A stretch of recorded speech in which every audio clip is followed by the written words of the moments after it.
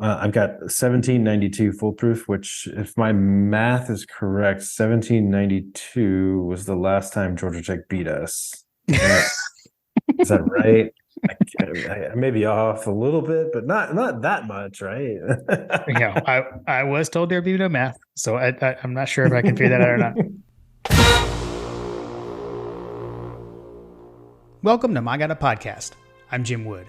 In this episode, John Powell and I preview the 2022 edition of Clean Old Fashioned Hate, and we answer questions from you, our listeners. As always, remember to check out store.mygotapodcast.com to see our latest merch, and you can follow us on social media at My Got a Podcast. Finally, we'd love for you to check out our presenting sponsor, AxiaTime, at axiatime.com. That's AXIATIME.com. Now, let's join the conversation in progress. All right, John, let's you want to just start off with we've got here tonight? The bourbons? Yeah. So I can go first. I don't have any bottle pop. I don't You have got a bottle bottle pop? pop. That's okay. Yeah. So I at times try to pick something that kind of goes along with the opponent. And so this was my best attempt to do that here. So I've got larceny. Okay.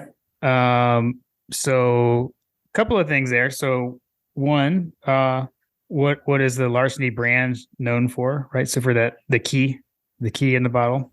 And Tech is now led by their interim head coach, Brent Key. So that was really there as well. I thought you were going to say like we were going to beat Georgia Tech, like we stole something. Well, see, actually, where the next place I was going is like, Georgia Tech lies and cheats. And what does larceny mean? To steal. So, yes. And, if you ain't cheating, you ain't trying. And like that's at least when I was in college, like that was how they beat us by cheating and having phantom fumbles and things of that nature. So that's my that was my relation into the opponent there. Yep. Awesome.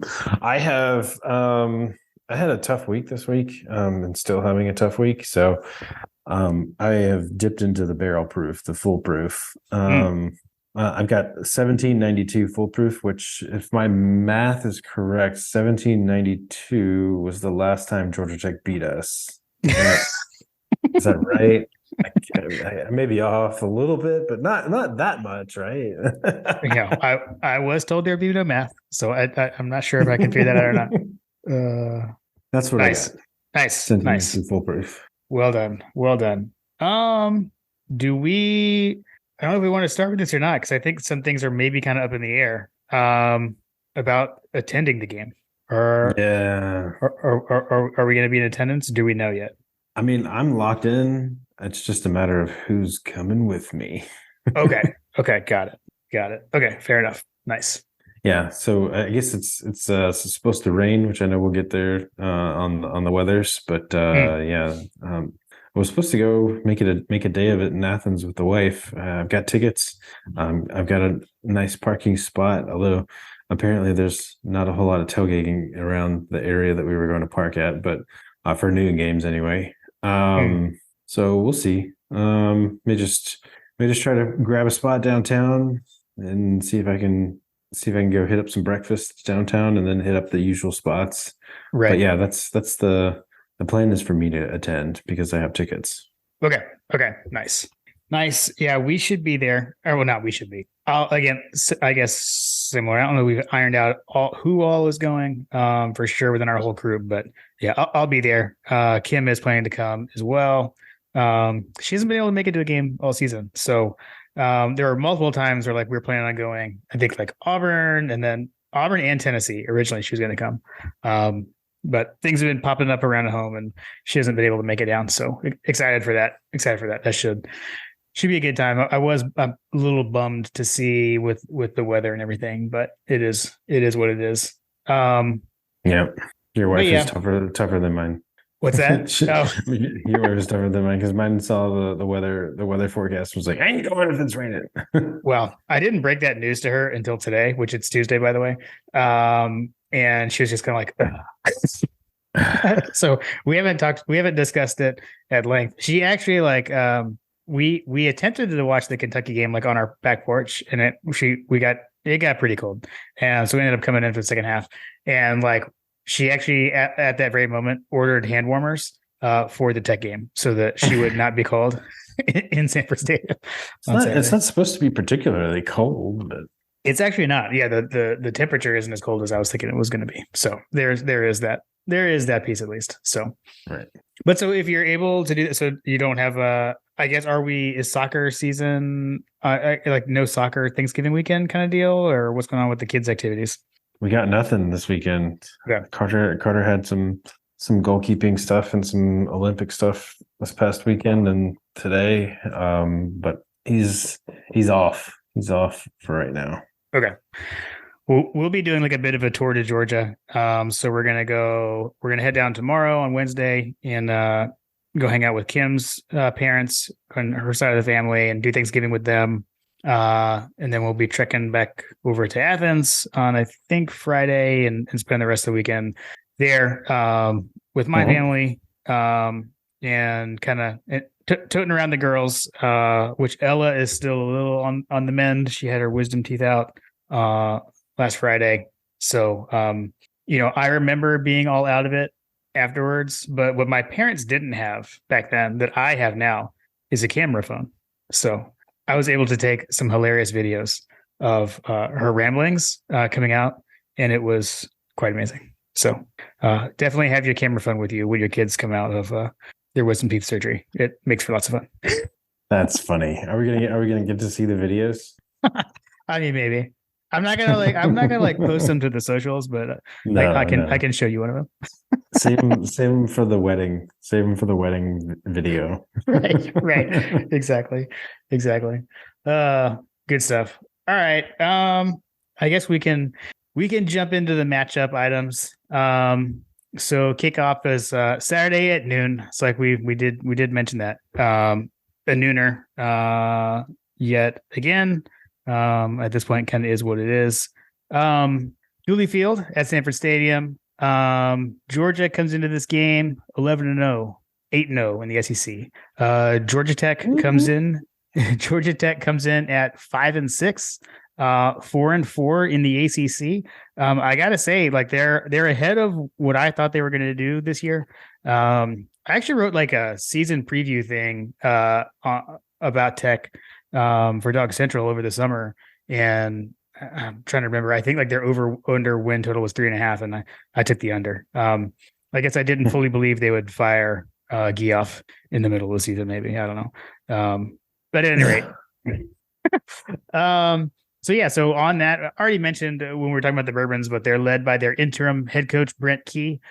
He is actually they're 4-3 since he took over for the aforementioned Geoff Collins. The history of the series, so all time, Georgia leads the all-time series 69, 39, and 5. Georgia is obviously ranked number 1 in every poll imaginable, and Georgia Tech is not ranked. The game is on the big ESPN.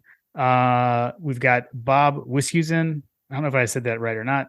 As a play-by-play, Dan Orlovsky as the analyst, which I actually think he does a pretty good job, by the way, just for what it's worth.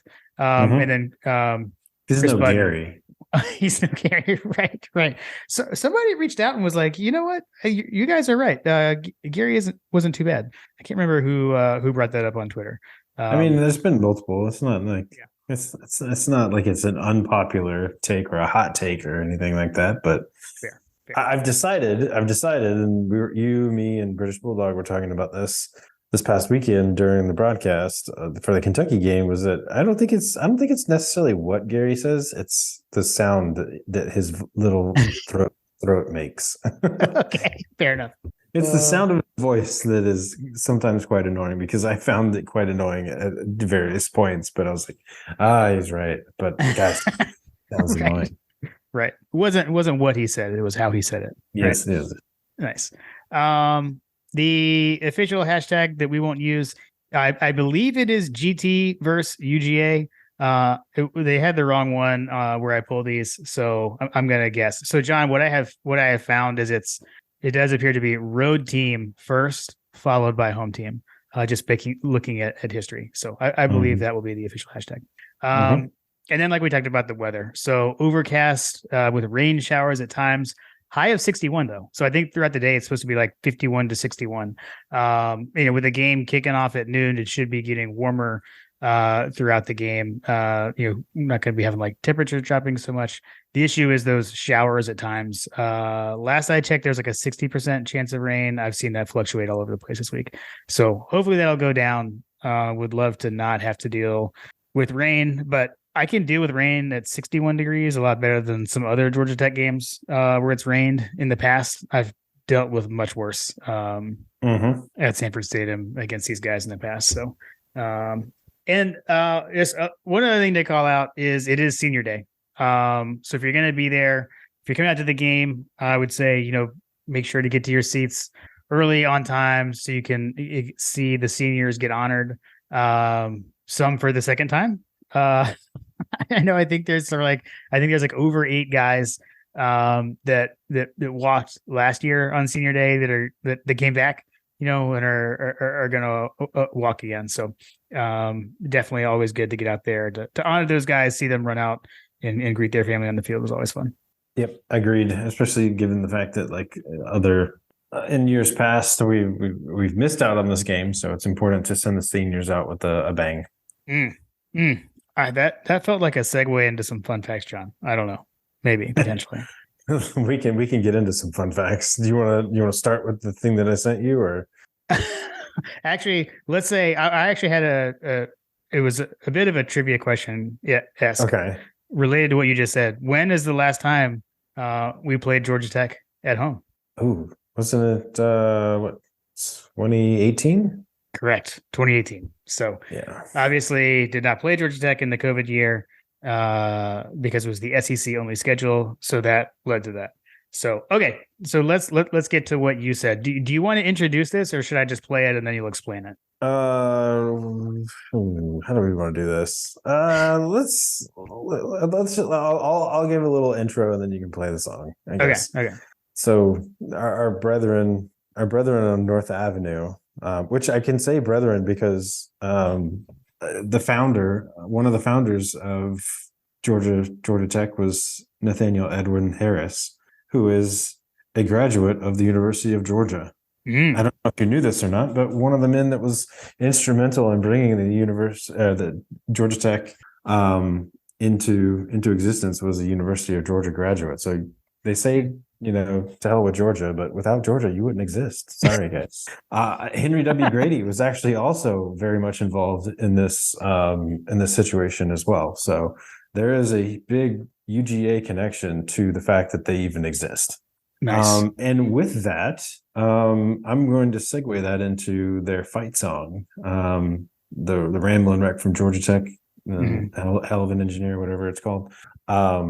This song was actually, it's sung to the tune of Son of a Gambolier, which is an old folk song about a man singing about the fact that he's the son of a gambler and lives in poverty. So take with that what you will, dear listener, and give a gander to this tune. All right, here we go. I'm a rambling wretch of poverty from Tipperary town. I came to this poverty, compelled me first to go out in the rain. In all sorts of weather, be it wet or be it dry, I am bound to get my livelihood or lay me down and die. Oh man, what in the world? I had no idea. I literally learned that tonight. I did not know that whatsoever. So I saw this in the fun facts. I think it's actually listed on Georgia Tech's website that it was, the song was, sung to the tune from an old folk song. And I was like, hang on a second, let me see what that song was. It's literally a guy singing about poverty. So they're a poverty school. We actually kicked them into poverty because they were a founding member of the SEC and decided to leave. Yep. And several years later, they tried to come back. I believe it was in like the 60s or something like that. They tried to come back and UGA basically said, no. Yeah. Veto. And yeah, we kind of vetoed it because we had already been established, right? We had The SEC was like, "Do you guys want to let them in back in?" And we're like, "No, leave them out in the cold. Leave them out in the cold." And they were out in the cold for 15 years before they joined the ACC. So there's that. They were an independent school for 15 years, I believe it was. That I did know. Yeah, I did remember that. Yeah. So anyway, sucks to be you. Period. Nice. I had I have one more. I have one more fun fact. Sorry. No, yeah, hit it. I do have one more. Well, two more fun facts. Apparently, as it's probably well known that George O'Leary was like one of the first main like coaches to like mainstream the banning of the color red. Mm.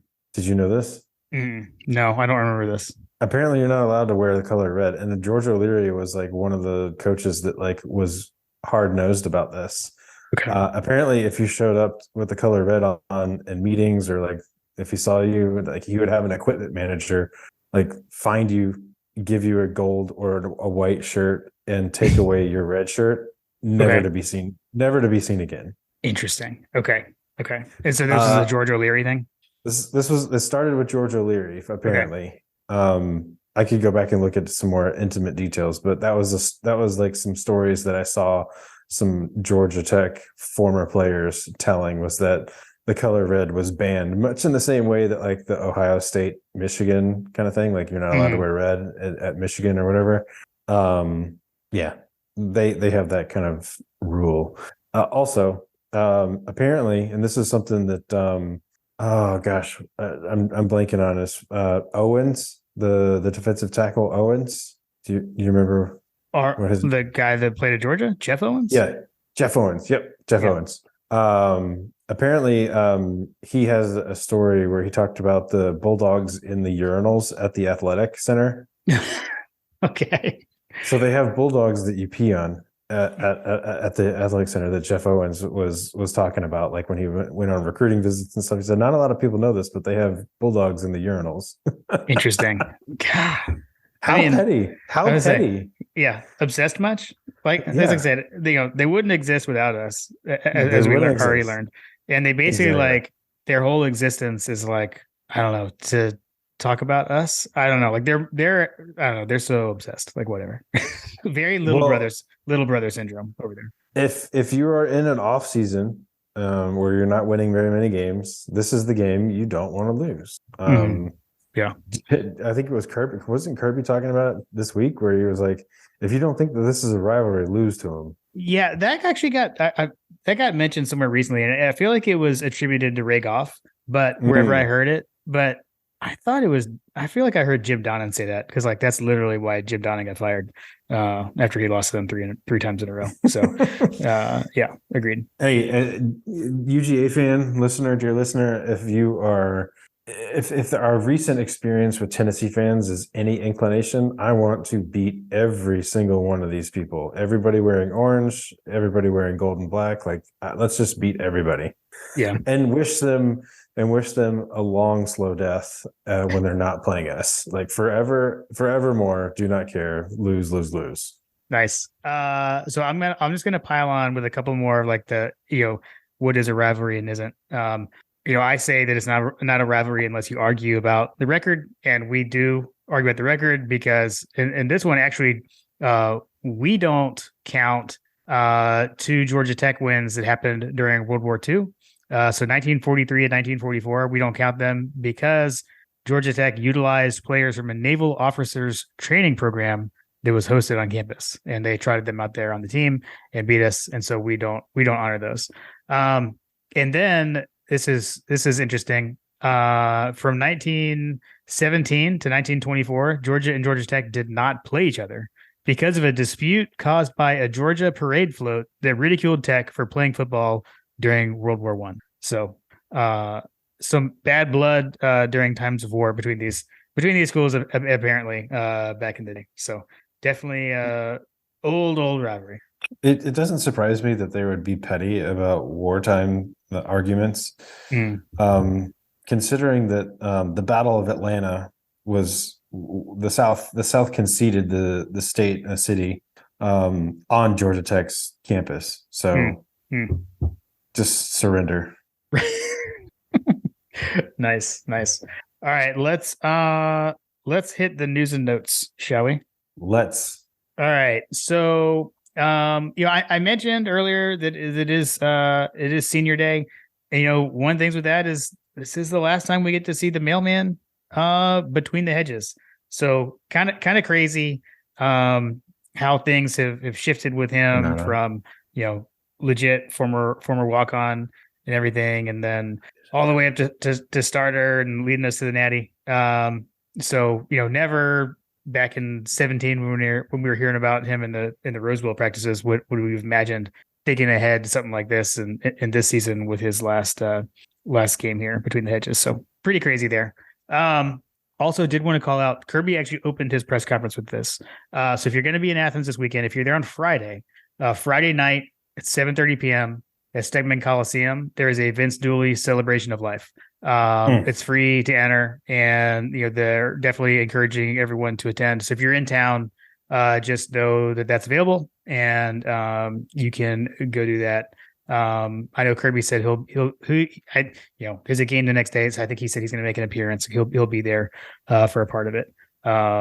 So again, if you're in town and you can make it, just want to make sure everyone knew about that. On the injury front, it sounds like AD Mitchell is just out at this point. Like he didn't even use hopeful. I didn't see anything like that in there. So I don't know. I don't know without AD. And I know we've talked about that a lot, John, about how disappointing that is. But I don't know what to make of it. I had kind of targeted this game. I thought he was going to be on the Pickens path, but doesn't look like it from what I can hear. I'm not super confident about it. Just being real. Yep. And then the only other thing on that front I saw was around Tate Ratledge. So he didn't go against Kentucky. And they've said he had a shoulder subluxation. They said he probably could have gone against Kentucky, but they held him out for precautionary reasons. So we'll see. I don't know if we'll see Tate Ratledge this week or not. But I know Devin Willock had a pretty good game last week, so we'll see. But something to watch for sure.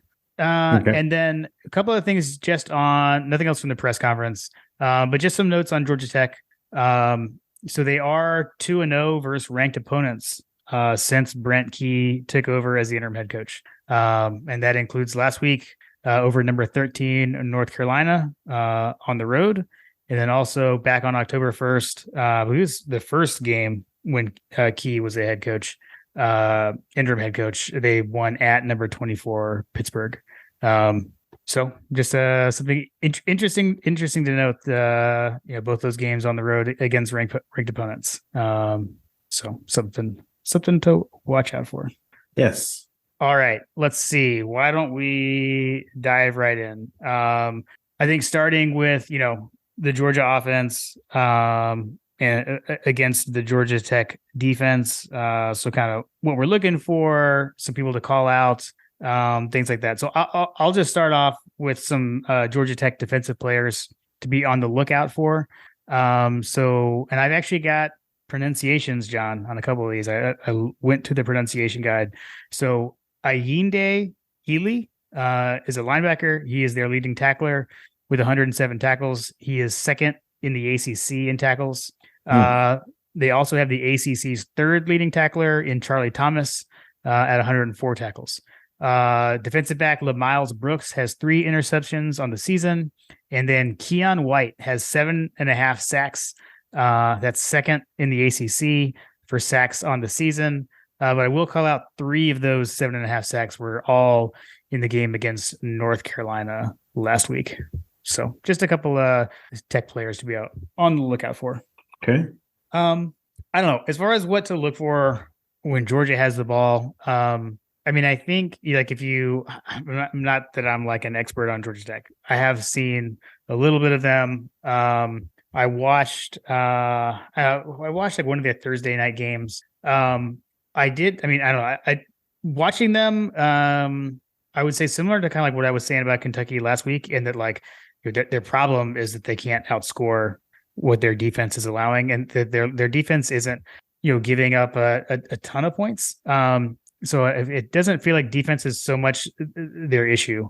Their defense looks pretty good against the teams that I've seen them play against.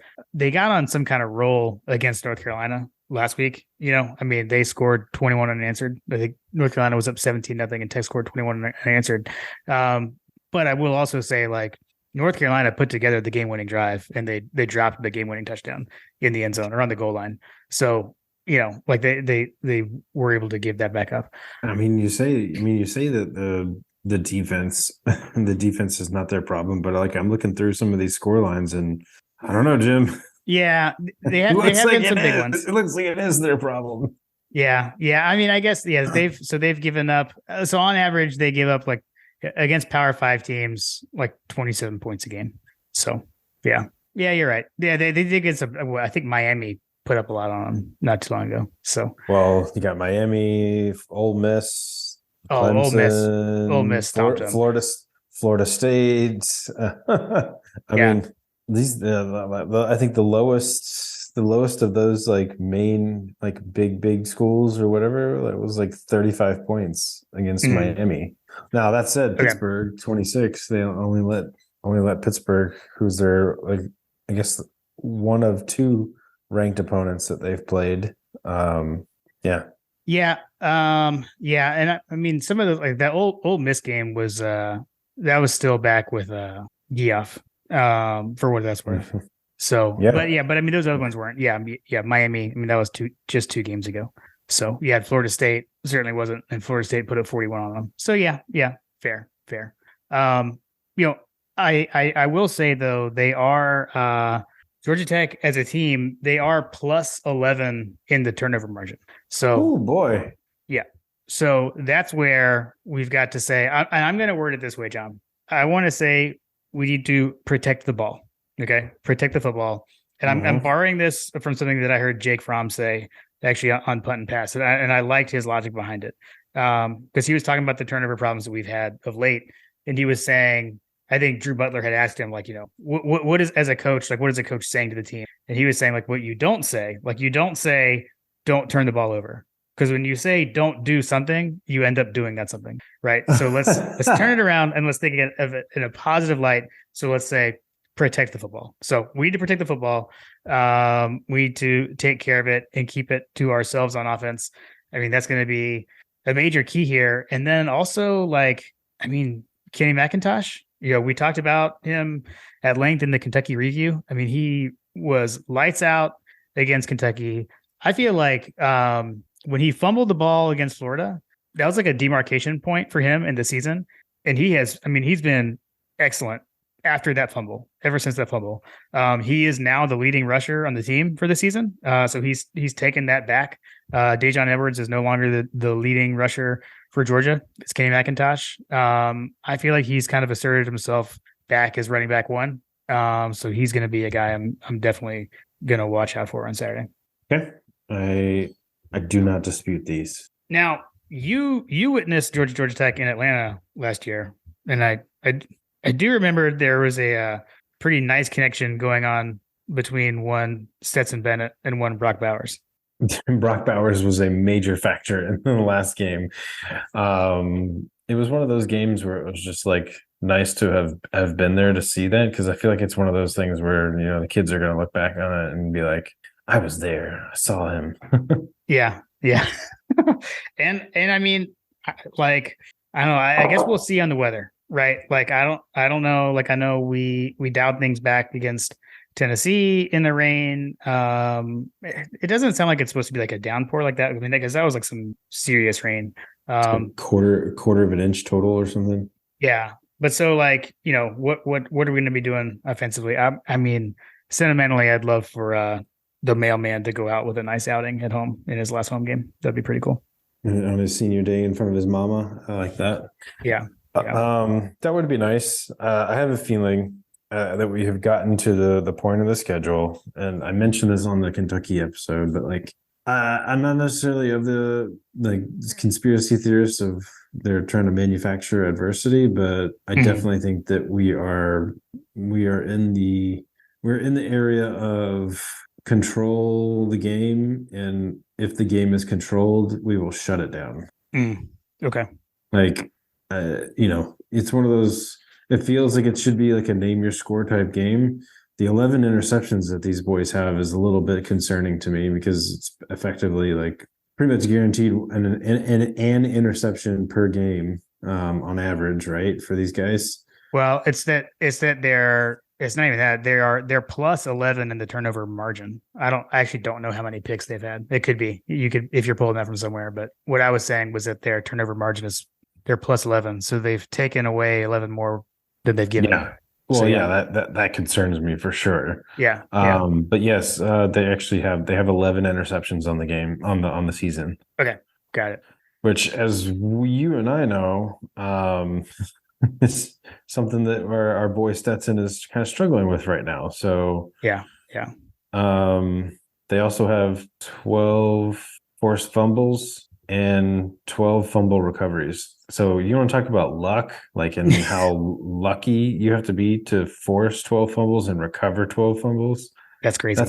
That's pretty phenomenal. So I guess we need to watch out and just like if we're in a situation where we were like and this honestly happened in the last game where there were situations where I felt like that they were trying to rip the ball out of us because we were getting held up, but that we were still moving forward and our forward progress was still continuing.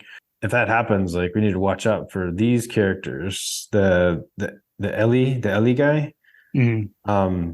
He has 3 interceptions, he has 3 forced fumbles, Okay. and two fumble recoveries. So he's causing some fumbles. Dewan Ducey has got 2 fumbles forced, and Charlie Thomas has 2 fumbles forced. So a good chunk of those fumbles that they've caused have come from those 3 men right there.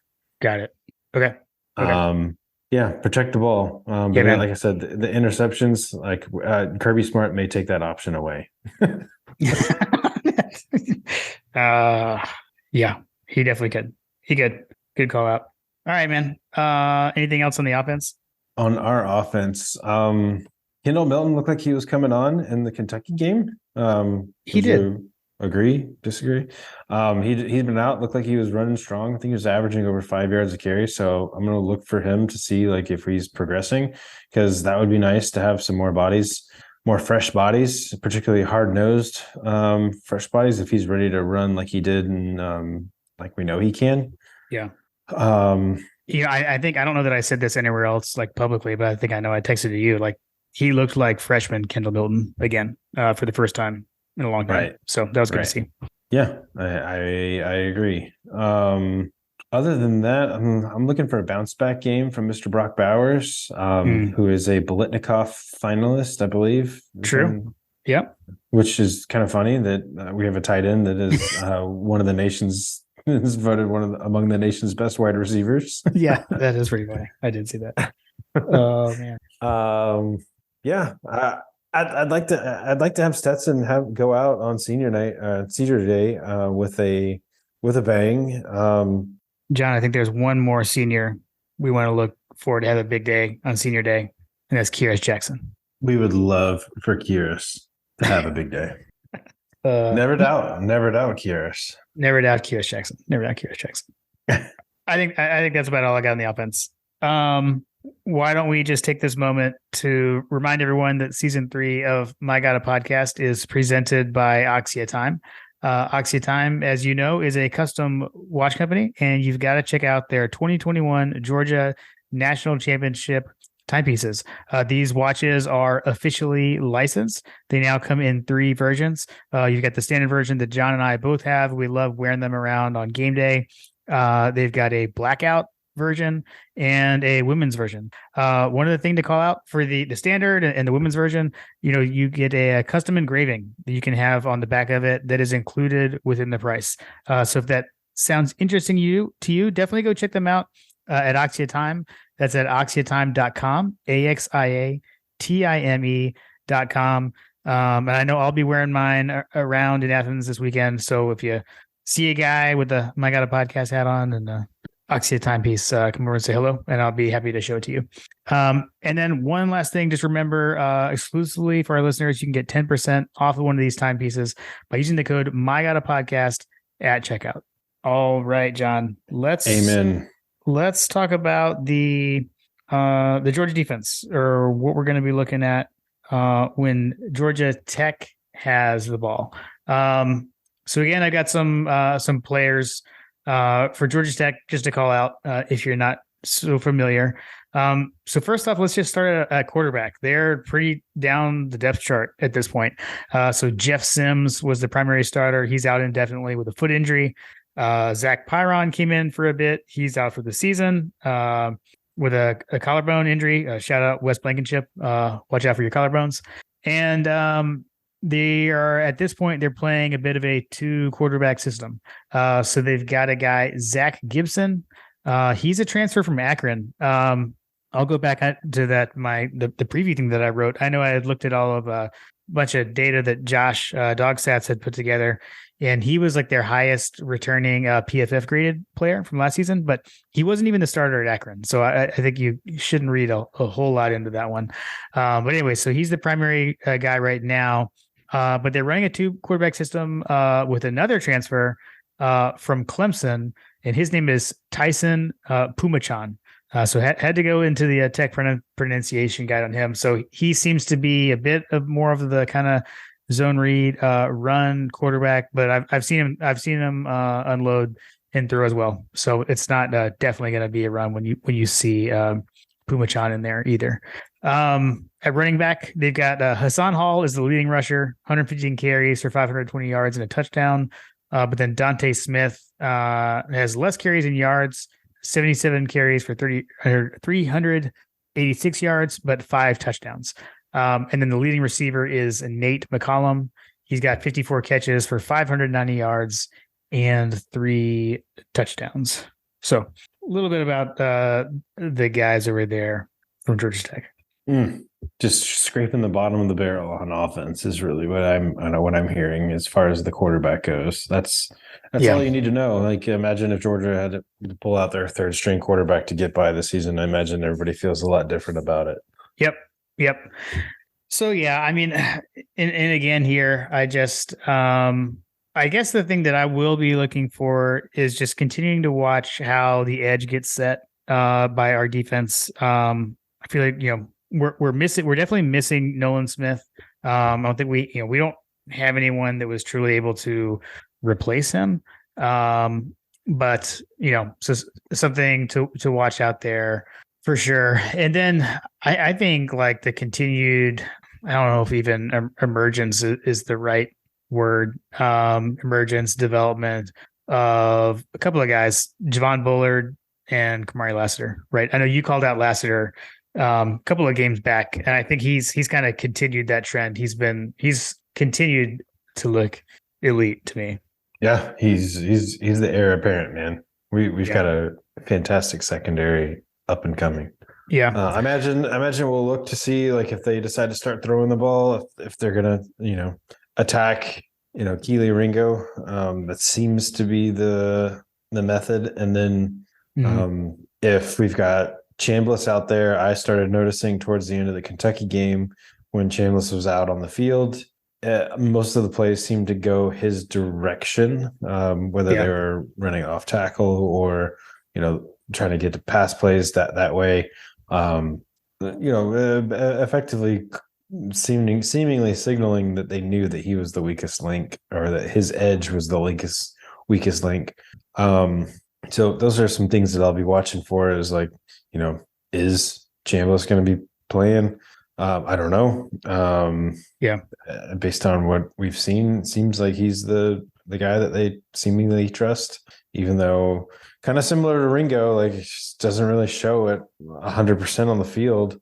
Unlike Ringo, he's not come up with these like moments of like, wow, that must be why they want you on the field kind of moments. Mm-hmm. And that's kind of where I was going with the whole edge setting. I don't know, yet another senior guy to watch out to see if maybe he can help set that edge and do something. Could be Robert Beal. So, always look out for Robert Beal. Bobby Beal. We haven't called him Bobby Beal, so much since media days. Bobby Beal needs to, he's due for a breakout game. Yeah. Yeah. Yeah.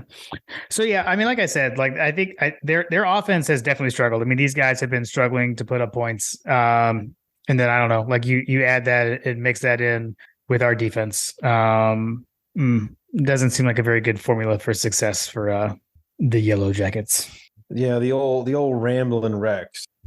Did you know why they call him Ramblin' Rex, Jim? That was another fun fact that I didn't talk about, but I just totally remember. Bring it back, or bring it in now. Apparently, during the construction of the Panama Canal, the Georgia Tech alumni were working extensively on the Panama Canal, and I guess that they fashioned up a contraption, a mode of transport, if you will, to get them into and out of the jungle, and they were affectionately referred to the Ramblin' Rex. Interesting. And I guess that they brought that back to Georgia Tech, and someone decided to model, what it was, a Model A or Model T, I can't remember. One of those old timey Ford vehicles decided it was going to be a Ramblin' Wreck. Got it. I didn't know that. These are kind of things like I should know because like I had family that went to Tech, but I bet they don't even know it. I love it. All right. I guess special teams. Let's see here. What did I have for special teams? So for special teams, a couple of players to call out. So their kicker is a guy named Gavin Stewart. He's 11 of 12 on extra points, 12 of 13 on field goals, and their punter is David Shanahan. He's got a 43-yard punt average, and that's good for sixth in the ACC. So just a couple of guys there. Those are their specialists. Again, fair catches on kickoffs for Georgia, please. Yeah. I don't know, like, what is the deal with our kickoff return coverage? Our kickoff return unit this year, I guess we don't return a ton of kicks. But man, like we've taken a step back in that area this season. So I don't know. I at this point, I'm just of the mindset of like, just fair catch it. Yeah. What's the guy's name? Scott Strickland? Well, Strickland. Well, Strickland is the strength guy.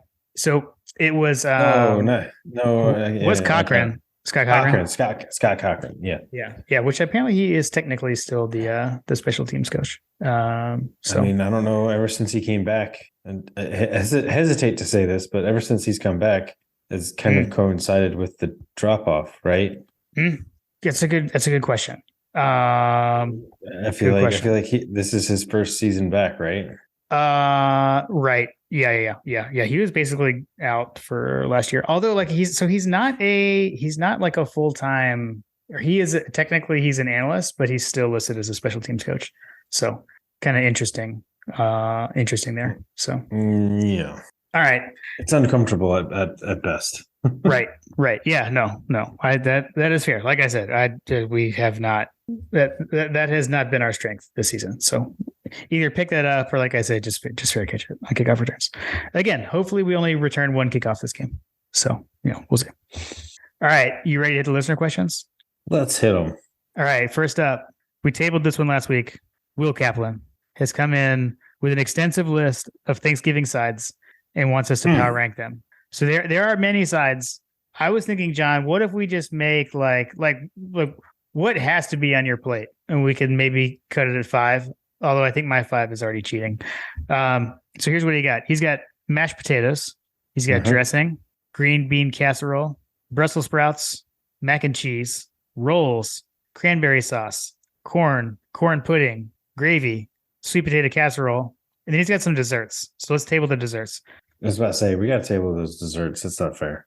So so here's mine. So I'm going to go, can I combine mashed potatoes and gravy? Because we always do mashed potatoes and gravy. Can that be one?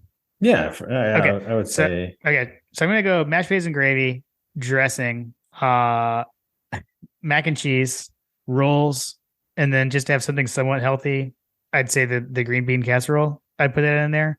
If I extend to 6, I'll go with the sweet potato casserole because I like that. Are we gonna have a debate on what dressing versus stuffing is? I don't like stuffing. I'm all dressing. So I grew up. We only did dressing growing up, and I think at one point I might have called it stuffing. But is it cornbread dressing or is it dressing? Yes, the cornbread dressing. That's what we have. Yeah. Is that what you do? Yeah. Yeah, we do. I'm not a huge fan of dressing / stuffing in general.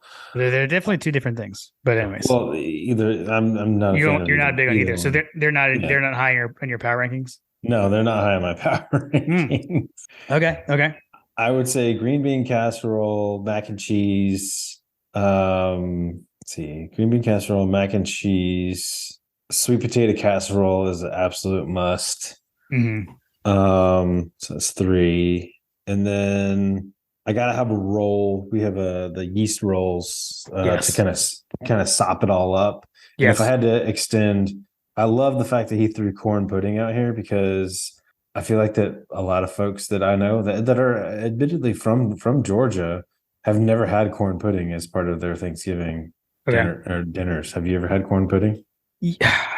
I mean, we generally do. I'm trying to think if I've had it, and this is where, like, if my parents are listening, or like, oh, whatever, Jim, like, we always had this or something, and like, I'm trying to remember here, but because we always had, like, we were big on cornbread, and then because like, so my granny, my mom's mom, like had like legendary cornbread, and she would usually make the dressing. And so like that's where, right. And so like, and then my mom, makes granny's dressing, like we'll say, right.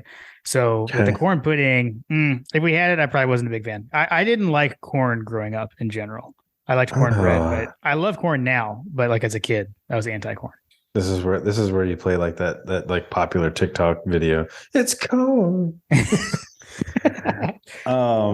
So corn pudding for me, is a couple of different things. So we have corn casserole and we have corn pudding. So my wife makes corn casserole, which is actually phenomenal and would be also like included in this, like, my number 6 or whatever. Okay. So it's actually like a box of Jiffy mix. Yeah. Jiffy mix, and then butter, I think cream corn, and then like a couple of eggs, and it's literally, that's all you do is mix all that together and throw it in a baking pan, and it's phenomenal. Nice. It's almost like a corn casserole kind of thing, but corn pudding, in the sense that I think that what he's referring to here is like this jiggly substance. Like it really kind of looks like pudding, basically. And I've only ever really had it from my aunt, and then I liked it so much that I made my mom make it and it's kind of become like a little bit of a thing for us, even though my family, like my wife and kids, they don't really like it. It's almost like a dessert. It's like a really sweet, I mean, it kind of tastes like corn jello, basically. Like, gotcha. and jello is probably not fair, but it's like a creamy jello, which, pudding, whatever. That's how my aunt used to make it. So everybody like jokes about like, oh, that one dish your aunt brings that you're gonna be forced to eat. Like, right. That's actually, I actually enjoyed her. You ended up liking it. Yes. Nice. Is Aunt Jean gonna bring the corn pudding? Amazing. All right, let me ask you this. Let's on his desserts. If you had to pick just one of these, pecan pie for Thanksgiving, pie, end of story. Okay, pecan pie. Every time it's pecan pie. Okay, so his list is apple pie, pumpkin pie, pecan pie. Mine's pumpkin. For Thanksgiving is pumpkin pie. Christmas it's apple pie. FYI, I gotta have apple pie Christmas. So that's my take. John has a weakness, and it is pecan pie. And if you make it, like, I have my father-in-law has mentioned that he's going to be bringing a bourbon chocolate pecan pie. Okay. Now you have my attention. Yeah, that's like one of those record scratch moments, like right. Oh, nice. Okay. Fair enough. He did have a follow-up that we also skipped last week. So appropriate amount of trash talk to Georgia Tech affiliated family members at Thanksgiving. I'm not going to be around any this Thanksgiving. I would say in general, like all the trash talk. Personally, I stopped the trash talk amongst my Georgia Tech friends many years ago. I just stopped because we all got too mad at each other one time. So I stopped there. But amongst family, have at it. I'd say all the trash talk. If you bring it up, it's going to end poorly. So I just try to stay away from the trash talk. And one of my buddies in the workout crew likes to give me a hard time whenever I'm trying to talk trash to anybody else. It's like you punch up, don't punch down. Yeah. Yep. Okay. So that's fair. I'll let them punch up in perpetuity. Do not fire until fired upon. Exactly. Do not, the rules of engagement dictate that I not lob a bazooka rocket. Okay, fair enough. When they're shooting peas at me. Right. All right. Well, hopefully that sufficed. I know we had waited over a week to get to that. So yeah. Let's see. John Michael D. To quote the famous broadcaster of the baseballs, "What are you doing on short yardage situations the last 2 weeks? I don't want a Munson, so was it just a night for old lady luck?" I think we talked about that earlier, kind of ad nauseum. So I don't know. Like, we agree. It's cause for concern, and it has been for a while. So at this point in the season, it's one of those things where that's just the identity of this offense. It's just part of the fabric. That's not something that we're going to be able to fix on a week-to-week basis. You might be able to fix something like that with in between the SEC championship and the CFP, or the national championship. What's the gap between SEC and the first round of the playoff? Oh man, like 3 weeks ish. Yeah, that's right. So if you remember, like, we got absolutely boat raced in the SEC championship, and everybody decided to start running basically last year. Yeah. So there are definitely things that you can fix in between that gap, but on a week-to-week basis, we're just going to have to deal with this for now. Yep. That's my take. Man. Yeah. I want to see us try something else other than the jumbo package. We're at that whole like definition of insanity moment right now.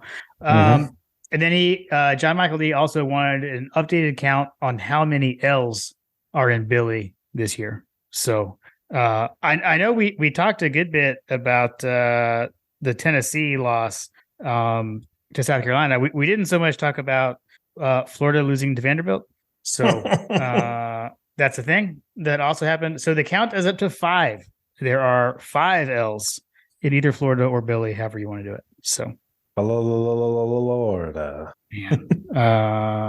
I thought they would struggle in year one under Billy Napier, but man, 5 L's. Whew. Okay. When was the last time Kentucky and Vanderbilt beat Florida in the same season? Oh, no, there's a trivia question. I don't know. Wouldn't it be great if it was like 2 years ago? I don't think that's right either, but just for laughs. 2 years from now, it will be. Right. Yeah, exactly. All right. I like this one from Zach SC Dog 864. Which ACC mascot would win a Royal Rumble style fight? So this is a callback to our Mike Leach with the Pac-12. So I didn't do as much analysis as I had originally planned on. So here's a couple of things I'm going to throw out at you. And I'm going to try to say this in things that Mike Leach would type say. You've got the Clemson Tiger. Tiger would be pretty formidable. Mm-hmm. Virginia Tech Hokie. I'm not exactly sure what that is. Turkey. It's a castrated turkey. But so how that's not going to do much against the Tiger. So it's already out, right? The Duke Blue Devil. Does it have magical powers? Like what exactly is going on here? I don't really know. I did apologies to who came in with this in the replies. It was like my money. Maybe Zach could follow with this on his own. That my money's on the natural disaster, being the Miami Hurricane. So, which my question on Miami is is it the hurricane or is it like the crane or whatever the thing is? Like their dressed up mascot that's on the sideline. Right. These are the kinds of things you've got to think about. Yeah. And then you got the Louisville Cardinal or Louisville Cardinal. You got the Florida. We haven't even mentioned the Yellow Jacket, which I feel like the Yellow Jacket's out. That's not going to do much damage. Unless one of its adversaries is allergic to its sting or something. The Fighting Irish? Let's see what. They're only halfway in. You got the UNC. What's the University of Pittsburgh? Yeah, Tar Heel. They're Panthers. The Panthers. Ooh, Panther and a Tiger matchup, like a little Shere Khan and Bagheera situation going on there. That could be a fight for the ages. I mean, My money's probably on the Tiger though. What's Syracuse, the giant orange? right. Yeah. Like what's the origin? Ooh, Boston College Eagle. a Cavalier could be pretty formidable. Does he have a sword? Is he on a horse? See, these are Yeah, the kind of Mike Leach questions. A Cavalier has to be on a horse in order by definition, I believe. Yeah, but like the Trojan, he asked the same question. Like, is the Trojan on the horse for USC? Mike Leach on the Pac-12. So I don't know, man. I still feel like magical powers for the Blue Devil. Like, what exactly is a Blue Devil? So I'm gonna kind of lead Blue Devil. I mean, he's got a pitchfork, and I assume some sort of magic. Well, if we're assuming magic, then I'll go with the Blue Devil as well. But you're still gonna take these other things that were a natural disaster. I mean, the natural disaster is only like certain times of the year. I figure like I guess is that the official mascot? They are the Miami Hurricanes, but there's the little bird. Let's go with it as the bird. The bird, the crane. Yeah, isn't like a crane. Yeah. It's what is it? And if you take the magic aside, you gotta go. He's an ibis or ibis. I don't even know what that is. I mean, I'm literally reading this. No, I know. I'm just saying, like, I'm not familiar with that animal. The ibis. He's the mascot. He's the official mascot for the Miami Hurricanes. Okay. So I guess that comes into it. Like, are we talking? So we're talking like the actual the actual guys that are in costumes. I knew this was gonna happen. Yes, I love it. I knew it was gonna happen. Okay, so yeah. So wait, where were you leaning earlier? Was it the Tiger? I was leaning Tiger. Yeah, I mean, I think that's a pretty good. That's probably your best bet. I mean, I think if we're actually going like the guys in the costumes, like I don't know that duck is pretty legit. I mean, ibis or whatever it is. Right. Amazing. Okay, he has like chains and stuff. Like the Clemson Tiger is like more of like a. I feel like he's like a poor man's version of the Auburn Tiger, right? Yeah. Which Aubie is his name. Right, which makes sense because Auburn is Clemson without a lake, so I feel like that checks out. All right, I'm still going Blue Devil because I've decided he's had magical powers, so that's he does have magical powers. All right, let's see. Fletcher Proctor, which Georgia Tech coach would you least want to have over for Thanksgiving dinner? George O'Leary lied about what he brought. Geoff Collins, Geoff Collins would require a booster seat. Paul Johnson knows everything, leading to arguments, and Chan Gailey would lose his plate and leave quickly. I'm gonna go Paul Johnson. I feel like Paul Johnson would be the biggest like curmudgeon and someone who I don't want around. Yeah, he's a big old codfish. So I feel like as much crap as we give Geoff, he seems like a pretty nice person. Means well. Yeah. I actually feel like he would probably be fine. Chan Gailey seems like that, like a drunk uncle. I don't know. Like I think that's George O'Leary. Okay. I could see that too. I don't know. Chan Gailey just seems like that old guy that just kind of hangs out. So right. George O'Leary, I feel like would be fiery. He'd be like the drunken bastard that would like ruin everything. Right. I mean, he would like come up to you and strip your red shirt off and give you a yellow shirt. True. We don't want any of that. I don't want any of that. So I guess I'll go with George because as much as curmudgeon and codfish, the old codfish Paul Johnson. I don't want someone to strip me naked and give me Georgia Tech clothes. Okay, fair enough. While we're on Fletcher's question, I'll give the Georgia basketball a few seconds. Fletcher wanted me to point out that Georgia was able to build, I think it was an 11-point lead on Bucknell by deploying a 1-3-1 defense, which was nice. That's something Jim Herrick used to do. And then we're recording on Tuesday. Georgia unfortunately lost in the championship game of this like in-season tournament they were in this week. So, but they made it to the championship game, which was nice. Had a good first half against UAB, but kind of ran out of steam. UAB was favored by 8.5. We kind of ran out of steam, but much improved. The team looks a lot more cohesive than last year. So Fletcher, there's my basketball minute. 4-2 on the season, I believe. I'm getting that right. All right, let's see. Brian Michelis, since it's an off week, I'd like to know, how did it come about to start up a podcast, and who came up with Munson reference name? Sorry if y'all covered this before in season 1. So I'll do like the quick version. I came up with the podcast. The Munson reference, I had that in the bag in my back pocket for years. I had wanted to do a podcast for years and had just never done it. I actually got that from Atlanta Sean. He's on Twitter. We actually talked about this when we had Logan and Walker on from the Second String. So Logan Booker years ago had put out a tweet that he was trying to come up with a name for a Georgia podcast. This guy, Atlanta Sean, responded and said, "My God, a podcast." Logan did not use that name, or whoever he was talking to, they didn't use that name. So I had always that's actually where I got that from. So I kept that around. Munson was very near and dear to both of us. Another story I've told that I won't get into again right now. I once picked up Larry Munson from his house and drove him to a Georgia homecoming parade. So there was that. And then basically, it was like pandemic, and I wanted to start a podcast, and I was very last minute, and I texted John and was like, "Hey, you want to do a podcast?" like the week of the Georgia Arkansas game. I think I gave you very little I was like, heads yeah. up. I was like, yeah, that would be great. Like, when do you want to start? And he's like, tomorrow. It's true story. Oh my gosh. Yeah. So apologies. I need to dig up. We tweeted out from the podcast account. I think like there was one of those like trends going, like how it started, how it's going, or whatever. I'll look for that tweet, because I actually had the screenshot of when I texted you, because you like in true like me and you fashion, like your reply was like a meme. Like, I don't think it was a GIF. I think it was like the guy squinting from Futurama or something. Like something like that. Not sure if serious or.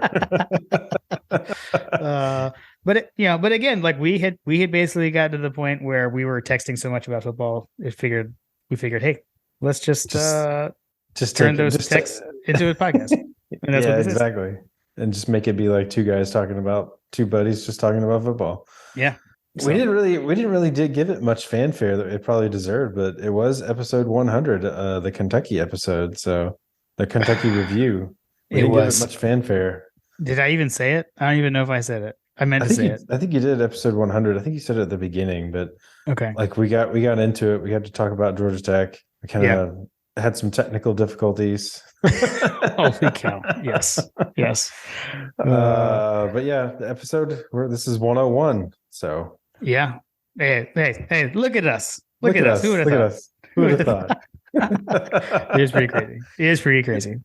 By the way, the technical difficulties were with my computer, so gonna be looking into that. Good old Apple. Holy cow! All right, 51-7 GATA. He starts off with a quote of me from a couple episodes back. Humility is only 60 minutes away. So he said, "What is the worst loss to Tech?" Man, he's got some doozies. 98, Joe Hamilton did fumble. 1999, Jasper Sanks did not. 2000, 3 fingers from George Godsey. 2008, 48 points with the option. 2014, the worst coach, 18 seconds ever. 2016 gave the game away. Never forget FTMF. 51-7 GTA says, and I agree. Like, don't forget what these guys do when they do beat us. They tear up our hedges. They have no respect for Dooley Field at Sanford Stadium. Don't forget that kind of stuff. There's plenty of documentation of those guys tearing up our hedges and put them in their mouth and all that garbage. So he said his top three were 98, 2014, and 99. I mean, for me, it's 99. Like 98, it's either 98 or 99, but I'm going to go with 99 because I stormed out of the stadium by myself and left everyone who I was with, and they all got mad at me, including my now wife. I can't just have to picture an angry storm. I can't do this. I was so bad. I did that after the game was over, but I just walked and I guess people behind me from my group, they got caught up, in the shuffle somewhere, and I just kept going. And eventually I was like, where is everybody? Where'd you guys go? So I'm going to go 99. 99. Okay. Oh man. 2014 sticks out pretty brutally. Yeah, that was bad. That one was brutal. 2008 is also pretty rough. Yep. We were up by 16 points at the half, and they tied it up in 2 drives with 2-point conversion both times. It was I gotta crazy. go with 2008 because 48 points with the option is a lot of points. Yeah, that's a good one. That's a good one. And there were high expectations of that team. That was the preseason number 1 team that had a lot of injuries that year. So, Yep. All right, let's move on to some happier topic from UGA Hoops Mafia. Other than Reggie Ball's throwaway on 4th down, what's the most iconic moment in the rivalry? That's a great question. The most iconic. All right, so I had an answer to this. Like he was talking about, like, what do I think of as the most iconic? But I guess I need to take the broader like fandom. You can answer it for yours. That's fine. I mean, for me, there's 2. So there's the Paul Oliver interception. Mm-hmm. Yeah. Which I can't remember exactly what year that was. 2006. 2006. Yeah. Yeah. So the only reason because I thought Paul Oliver was just an absolute freak of nature, and it was just super tragic what happened after that. But yep. I have some friends of ours the wife was like really good friends with him, and like had text messages from him because I guess he went to her high school or something. Okay. But yeah, like that Paul Oliver interception like really sticks out to me. Yeah. Just because of the jubilation I had when he picked it off. Yeah, man. Absolutely. The other one was Massaquoi. Yeah, and unless I'm getting my years wrong, that's the same game. Unless I'm getting mixed up. Hopefully I'm not. I'm usually better about that kind of stuff because I'm questioning myself, but I'm pretty sure that's the same game. That was definitely 2006. Because he caught it, and then they had to go back on offense. They had to go back on defense, right? Yeah, and then Reggie Ball threw the pick to Oliver. That's how I remember it in my head. Whether or not that's all the same game. I'm pretty sure that's right. Yeah, man. That was a great. So Massaquoi, that's one of mine. That was a great call by Munson as well. The way he said Massaquoi. And just like the building up, like before we snapped the ball in that play, like Munson said, "You win or you lose here." It was awesome. It was a great call. That's a good one. Those are like my recent. Those are like recent ones. Like, what other like iconic moments would there be other than Reggie Ball throwing it out? Yeah. So I think like over the history of time, people would say like the game, like the drought ending. It's like Theron Sapp. I'm not sure if Theron Sapp, like he's known as the drought breaker. Because we were in the biggest losing streak to Tech ever, and he was the hero of that game to break that streak against Georgia Tech. So I think that's a big one. Another one that people point to a lot was actually Buck Bellew as a freshman. Made some really big plays at the end of the game in '78 at Georgia Tech to win that game. So those are some other, going back a little bit further moments that I think people would point to. So yeah. Go ahead. No, go ahead. I was going to go to the next question. So if you had another icon, I didn't go to it. I was gonna just like not so much an iconic moment, just like I'm remembering something we talked about in a previous episode for Kentucky, and then this. So if you remember I talked about like Kentucky's biggest rival, and how it was Tennessee. Yeah. I think that they had played for like 113 years or something like that. Mm-hmm. This is 114. So like. Yeah, you talk about. I think we mentioned it, like the rivalry of that. You just like everybody knows like Georgia Tech clean. It has a moniker, clean old fashioned hate. Yeah. But like if we're teeing it up for the 114th time, and Kentucky and Tennessee have played 113 times, like that's. Yeah. These are the things, like when you talk about like rivalries and like keeping college football the way that it should be, like this is a game that should absolutely always be played, and I don't care what anybody says about it. I have been it's kind of like when you're a younger person you have different feelings when you're an older person. As you get older and more mature and have a different outlook on life, and this is one of those wisdom moments where there was a moment when I was an undergrad and maybe like post college where I thought that we should get rid of this game. This is not a game that you get rid of. This is Yeah, not a no. game. Yeah, This is not a don't- game. Even in the world of expanding college football playoffs, SEC and conference expansion, like this is a game that no matter what, like we have to play. Like I don't want to get Yep. into a situation where we're Oklahoma State, and all of a sudden we're not playing that game, or Yep. you're Texas and Texas A&M and you're not playing that game anymore. Like no, that's not an we option. can't. Yeah, I agree. Don't listen to Mike Griffith. Yes. So- Without saying it, like that's Yeah, definitely But bonus fun fact: there are only 13 rivalries in FBS, so what we used to call 1A, that have been played more times than Georgia Tech. So this is an old rival. I know like the number one most played rivalry game actually is Minnesota Wisconsin at 131 times, and then tied for second Georgia Auburn at 127 times. So nice. this game and the Auburn game, you can't. They have to be played annually. And if you think otherwise, get off my lawn. That's crazy that UGA has two of the top ones. To the top, yeah, it is pretty crazy. All right, I'm still going to read this one over, even though I hope that we have answered this throughout the show. Tenured instructor, our buddy Craig Lawson, also a contributor over at Dog Central. He said, who are Tech's players this season? I can't name a single one. So, Craig, when we previewed the offense and defense and special teams, we threw out some names. So hopefully we got some guys for you now. So you will now be prepared on Saturday. Chad Jarvis said, do you think we limit how deep we go into the playbook, kind of like against Kentucky? Also, do you think a heavy dose of the run game again? I'm not sure. We talked about that earlier. Like we're not really sure what to make of it. I thought we were gonna throw the ball last time. But... Yeah. So I don't know. I'll say this. I mean, I don't know that we limited the playbook last year. We certainly didn't limit the points last year. Kirby doesn't like these guys. They beat Georgia in his last game at Sanford Stadium when he was a senior. That was my freshman year. That was a 98 game we mentioned a little bit ago. So no love lost for these guys from Kirby. So I don't know. I don't think he's going to hold back. So we'll see. He never holds back. He's like he's going to be like the reincarnation of Ert Russell on this week, where he has like to hell with Georgia Tech and F Tech on the back of his homemade vest or whatever. Right. Yes. That's an amazing picture.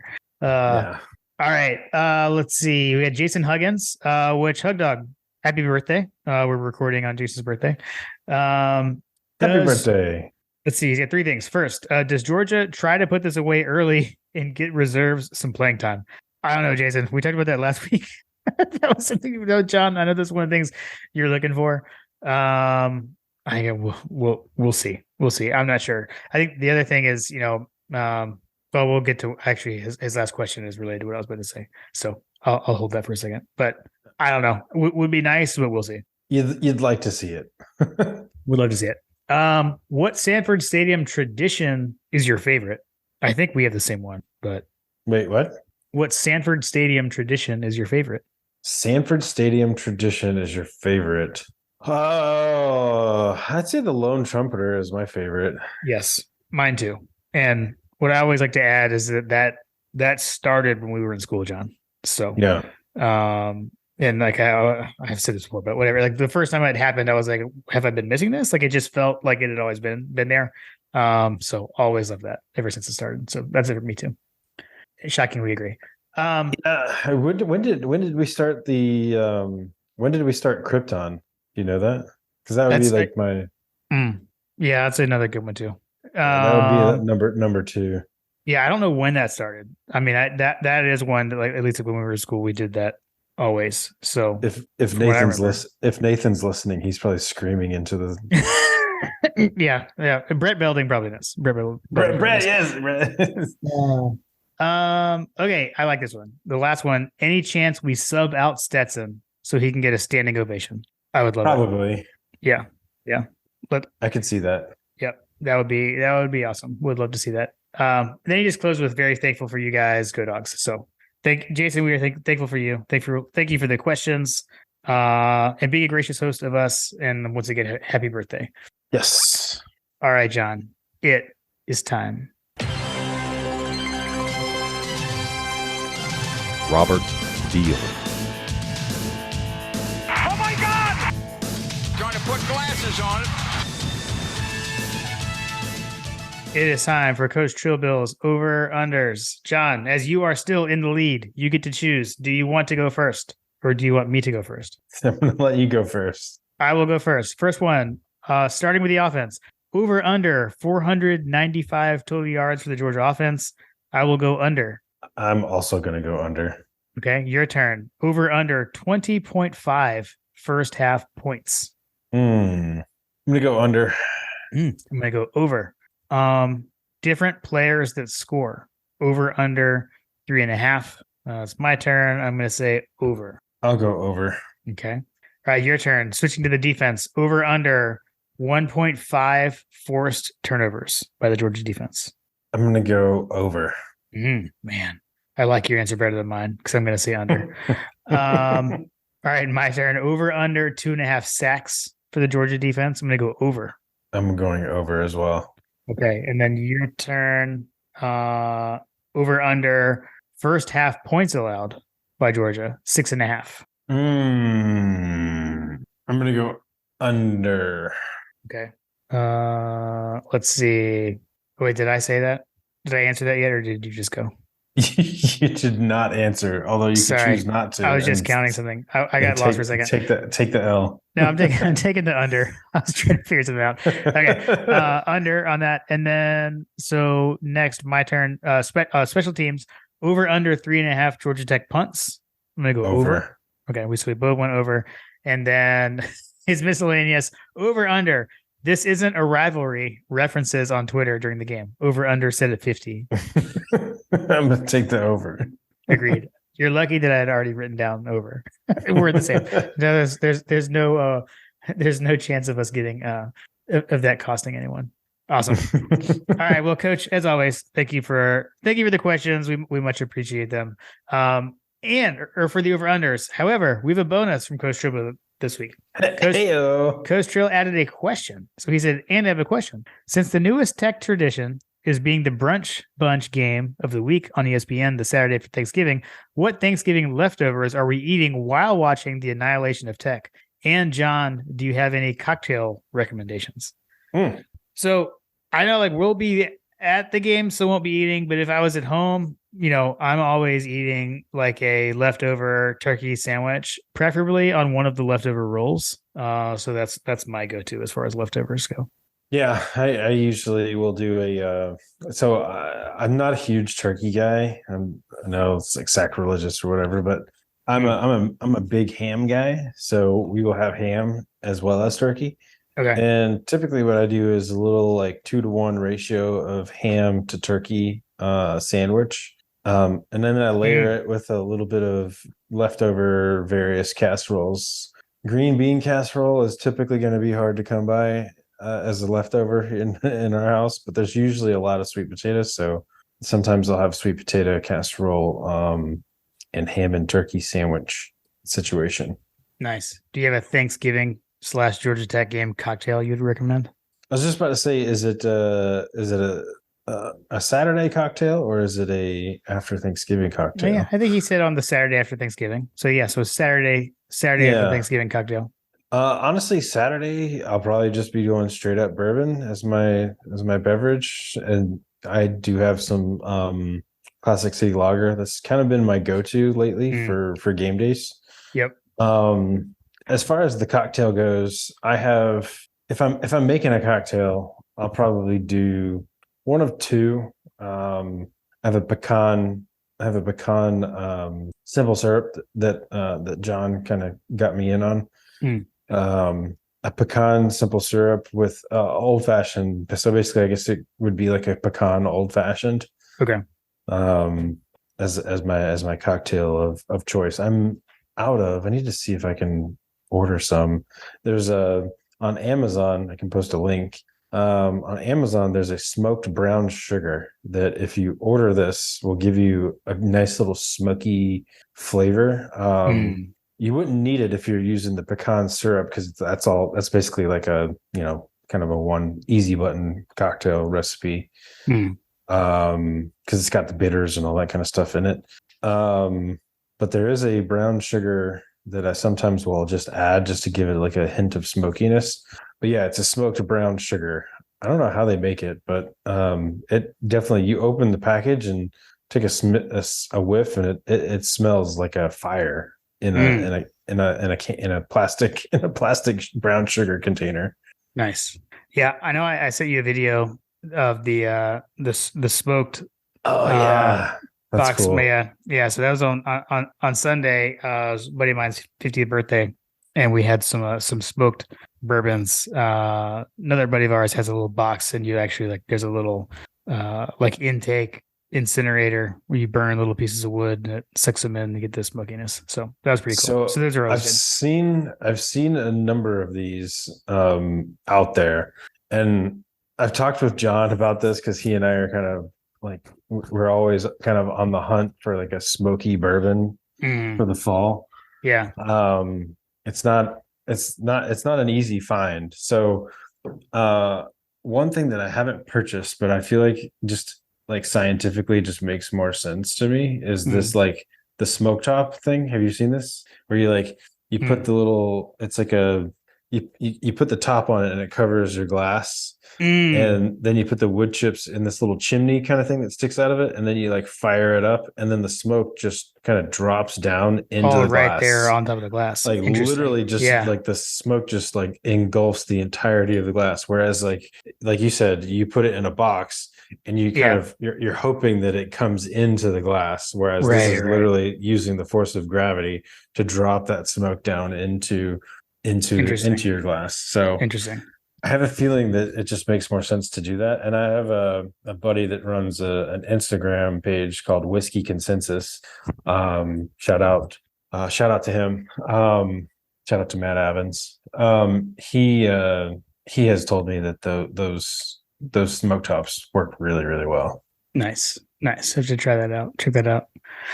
All right, let's do our final predictions.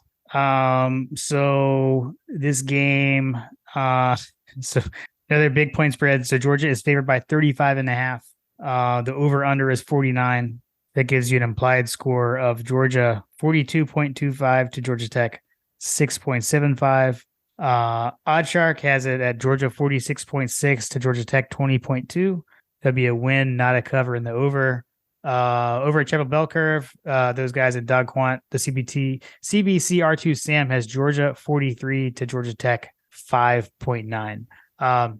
Something I've been continuing to track, and John, I've now shared the spreadsheet with you, is the whole Georgia impact scoring that I've been looking at. So updated with all of our opponents' statistics and our game against Kentucky. We are now against the Power Five, and then also looking at their Power Five opponents as well. We are holding teams to 17.02 points below their average on average, and then we're also scoring 10.51 more points on teams than they get scored on average against the Power Five. So if you're to do that and apply our impact to Georgia Tech's average scores, we would win this game basically 38-1 if you round some out. So yeah. Yes. So you're saying that there's a chance that we could potentially shut them out. Right. There is a chance. There's a chance. This is one of those again, this is the whole not to be dismissive thing. We talked about protect the ball. We've got to protect the ball. If we protect the ball, we take care of business. That's the model. That's really, like you've been saying, John, that's the model. That's the path against everyone really for Georgia at this point. Don't know what's going to go on the weather, right? Weather could be a factor. Shouldn't be as cold, but rain in the forecast, etc. So, but having said all that, I'm going to go Georgia. I'm going to go 38-6 is my prediction.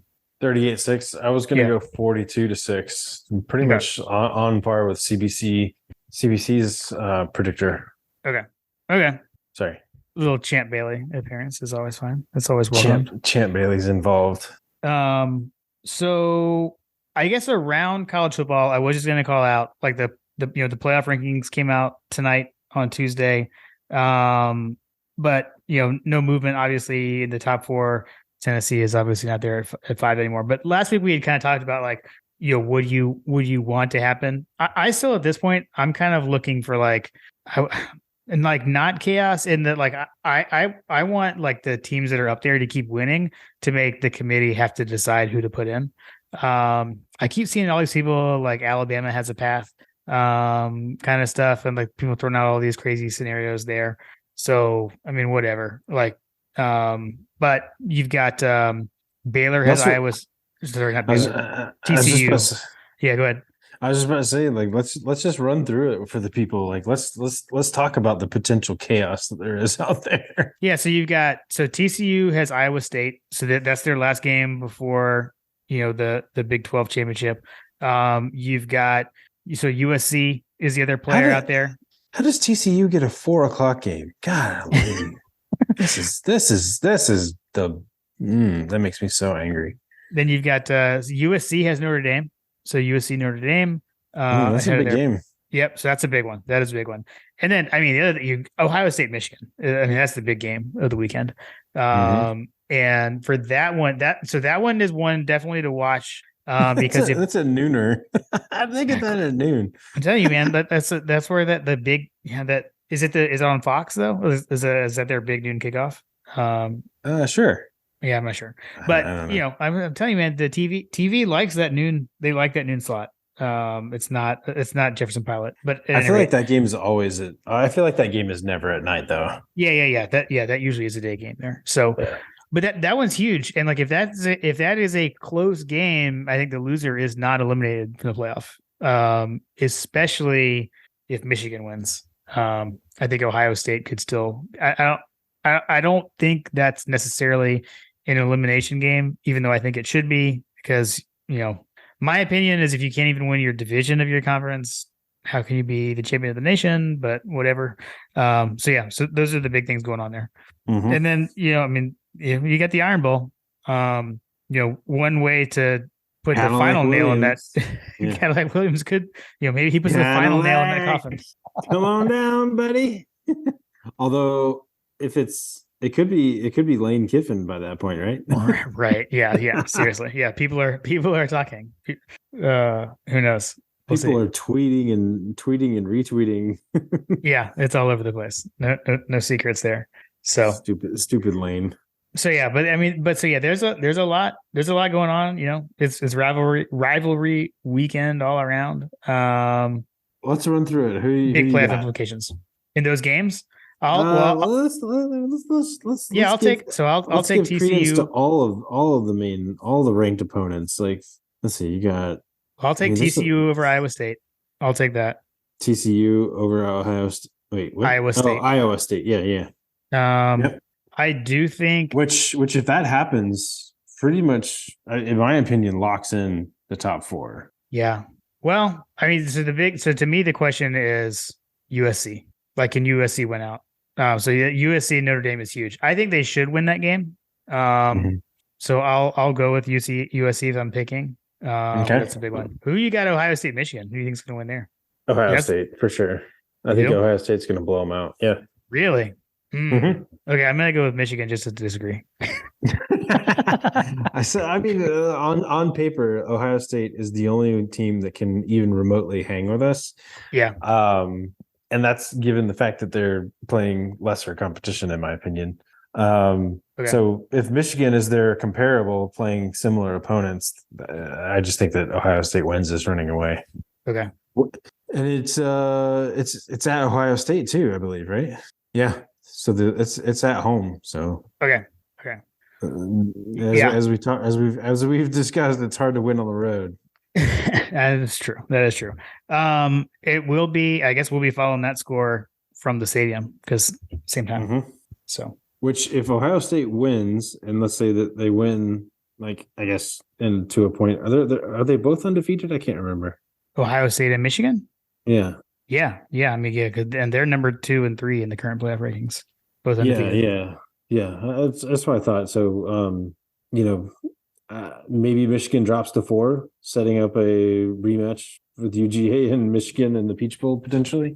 Yeah, I mean that's the whole thing, right? And the general thing that I've heard is like Michigan's non-conference schedule is so bad that like they may not be able to get back in because again they're in the same division of that conference, so like they can't rematch in the Big Ten championship.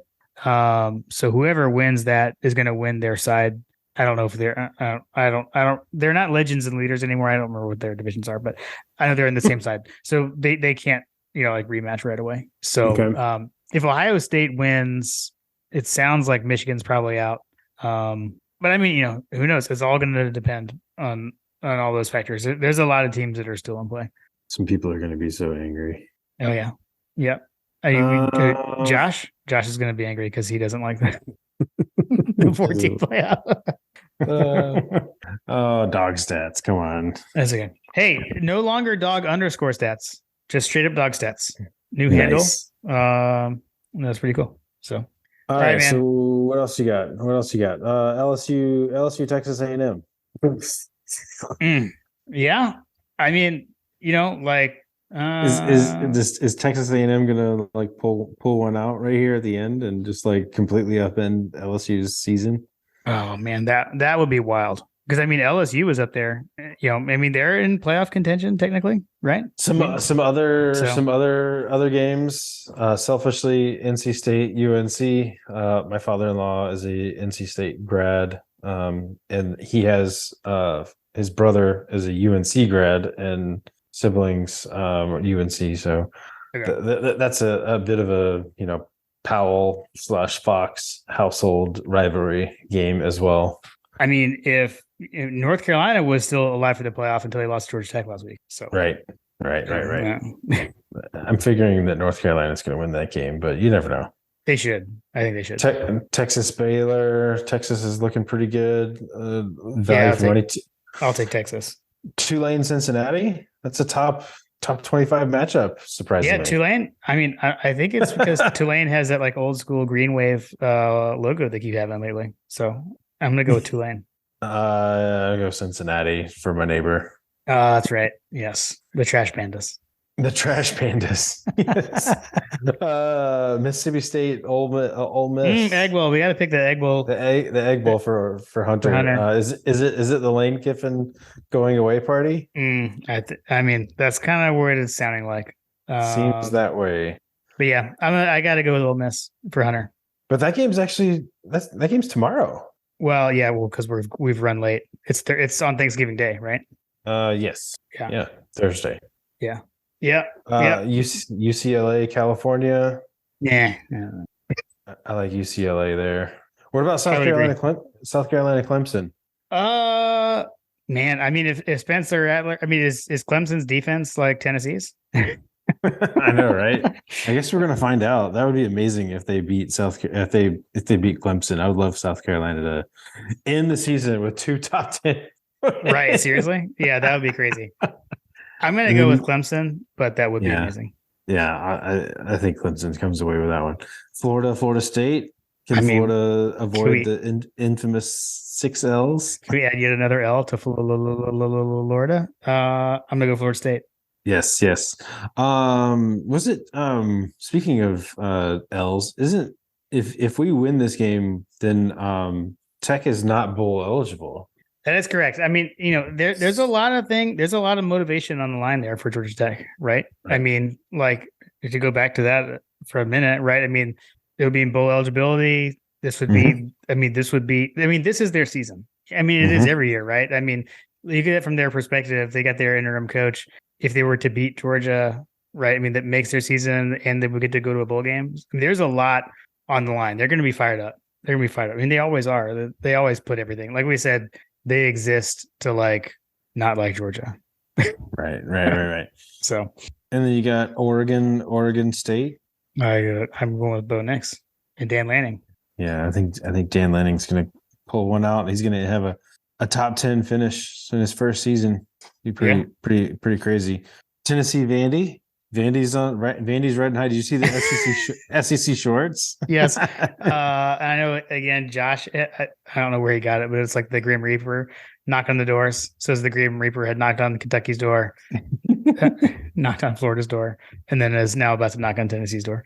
Oh man. And no Hendon Hooker. I mean, it's just a reality. That's true. That's true, man. Like they have a potential problem. Although apparently their backup quarterback is the second coming now. I'm still gonna go Tennessee. I don't see that happening again. I like Vandy on that one. Really? It's at home. Okay. That's Nice. what happened. That's what happened in the last one. Vandy got fined like $250,000 for upsetting the last guys. Florida, was it? Mhm. Great. Yeah. And it was the slowest field rushing ever. It was not so much a rush. It was more like they slowly went onto the field. It was kind of funny. Exactly. Nice. Kansas State. Kansas State. Kansas State's ranked 15. Yeah, go Kansas State. UCF South Florida. I don't care about that. It's top 25 matchup. UCF is ranked. I have no idea. Michigan State, Penn State, Utah, Colorado. I don't know. This is like one of the weekends. Like you look back, like I said, you look back on some of these rivalries, and it's like, man, like, do you want to give up this weekend? Like this is a weekend that's like quintessential college football. Yeah, no, agreed. I mean, you sit around, like you eat Thanksgiving, right? And then like from then, like for the entire weekend, you're watching football. Not only are you watching football, but you're watching like local rivalries that have been around for like a long time. I mean, you look up and down all these games that we just talked about. I'm not so sure about LSU, Texas A&M. Maybe that's like a thing. I don't know. Probably not, because Texas A&M was in the Big 12, right? But like every single one of these, there's like, I mean, Washington State, Washington. Yeah, Apple Cup. Notre Dame, USC, like all. When is up it? and Do you have down. Apple Cup? What day of the week is that? Do you have that one Saturday. up? That is Saturday. Okay. Mm-hmm. So Saturday. we'll be watching it because Kim's dad went to Washington. So. It kicks off at 10:30 at night here. Yeah. Okay. We're not going to watch that. Awesome. All right, man. Well, I know we'll both be there. And when My God a Podcast is all in town, that's been a pretty good omen. So omens, hopefully. Omens. We get there, yes. right? We've been pretty successful with us this season when we're both there. That's right. So yeah, we'll watch the weather and we'll figure out what's going down, who all be there, and we gotta stay in touch throughout the week on the plans there. Yep, and we got USA plays England on Friday in the World Cup. We haven't mentioned the World Cup at all, which I know that there's a number of people that are rolling their eyes right now at the sound of that. But the World Cup, go USA and go Dogs, right? That's right. Yeah, very true. Yeah, soccer is a frustrating game to watch at times. It's one of those things like you and Josh was like taking the bait on all the like this is a playoff. Right. Yeah, that was pretty good. Yeah, man. Yeah, go USA on Friday. I'll be watching that for sure. That. I love the World Cup. Yeah, USA plays England. What time is it?